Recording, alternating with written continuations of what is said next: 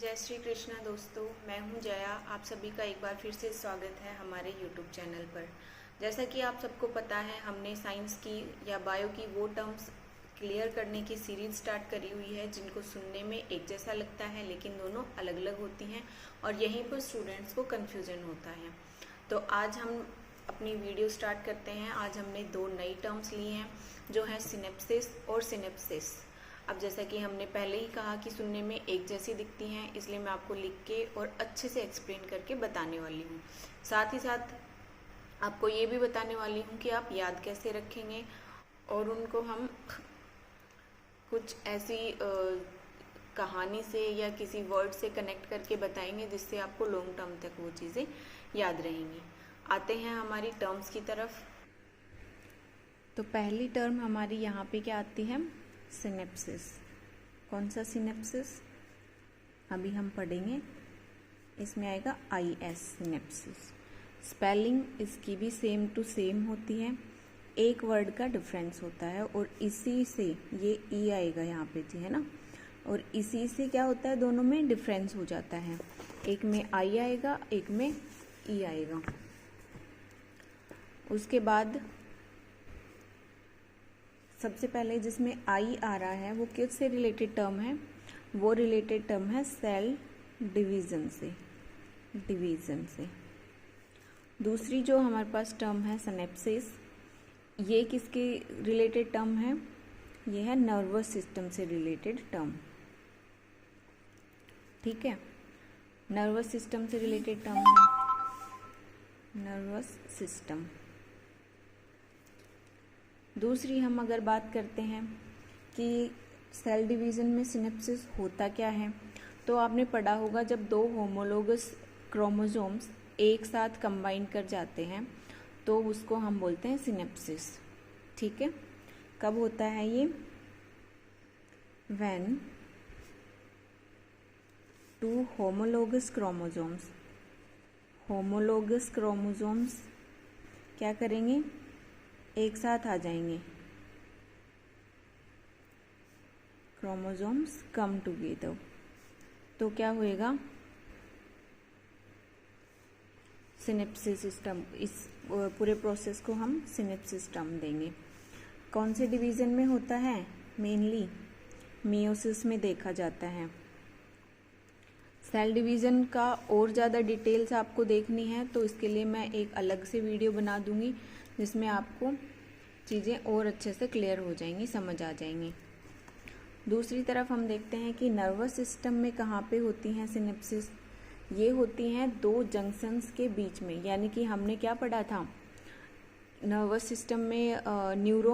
Nerve cell की मैंने structure बताई थी आपको, न्यूरॉन की, जिसमें हमने पढ़े थे एक तरफ डेंड्राइट्स पढ़े थे हमने।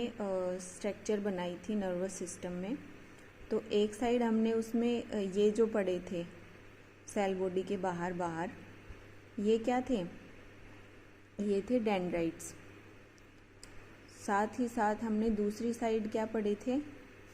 इसके एक्सोन टर्मिनल पढ़े थे, है ना जी। एक और वीडियो मैंने डाली हुई है जिसमें पूरी स्ट्रक्चर मैंने बताई है।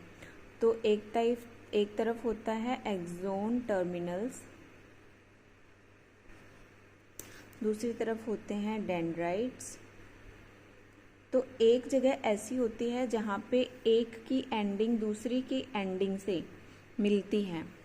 क्या बताया मैंने? एक की एंडिंग मतलब एक न्यूरॉन ये है, एक न्यूरॉन सेल, दूसरी न्यूरॉन सेल इसके दूसरी क्या जो ये हेड पार्ट है, सेल जो बॉडी पार्ट है, ये वाला यहाँ पे आके अटैच होएगा। तो ये जो जॉइंट होगा, इस जॉइंट को हम बोलते हैं सिनेप्सिस। ठीक है जी। दो टाइप के सिनेप्सिस होते हैं। एक होता है केमिकल सिनेप्सिस। ठीक है, पहले मैं इसको डेफिनेशन लिख देती हूँ कि इसको होता क्या है ये। It is the junction between, किसके बीच का जंक्शन है? दो न्यूरॉन सेल्स के बीच का जंक्शन है। टू न्यूरॉन सेल्स, ये न्यूरॉन सेल है, एक का एक्सोन दूसरे के डेंड्राइट से जहाँ पे मिलेगा, उस जॉइनिंग करने वाले पार्ट को या इस एंडिंग वाले पार्ट को, दोनों के एंड्स जहाँ पे मिलेंगे उस पार्ट को हम क्या बोलते हैं? सिनेप्सिस बोलते हैं। 2 टाइप्स के होते हैं, 2 टाइप्स। एक होता है केमिकल सिनेप्सिस और दूसरा हमारे पास होता है इलेक्ट्रिकल सिनेप्सिस।